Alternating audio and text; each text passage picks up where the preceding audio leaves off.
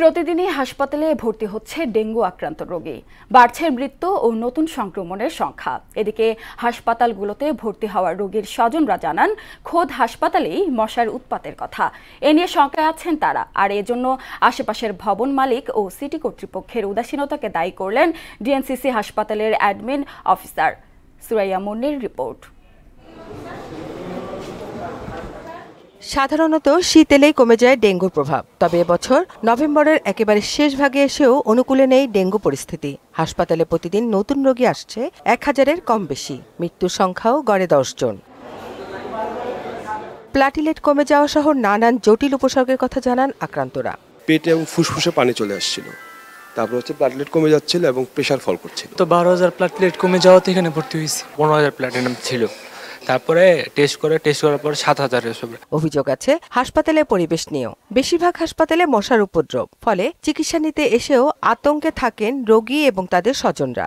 এক্ষেত্রে হাসপাতাল কর্তৃপক্ষের অবহেলা দেখছেন তারা।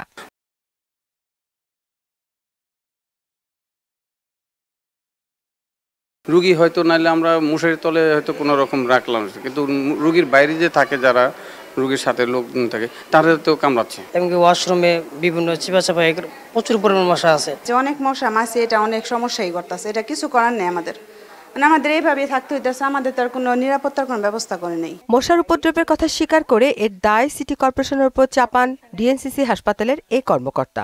আমাদের হাসপাতালের ভেতরে যে অংশটুকু রয়েছে, সেখানে আমরা আমাদের যারা কর্মী রয়েছে তাদেরকে আমরা কাজে লাগাচ্ছি, কিন্তু আমাদের হাসপাতালের ঠিক পাশে যে বিল্ডিংগুলো রয়েছে সেখানের অবস্থা যেরকম, সেই জায়গাটা থেকে যদি আমরা পরিষ্কার না করতে পারি, সেই মশাগুলো তো আমাদের হাসপাতালের মধ্যেই চলে আসছে।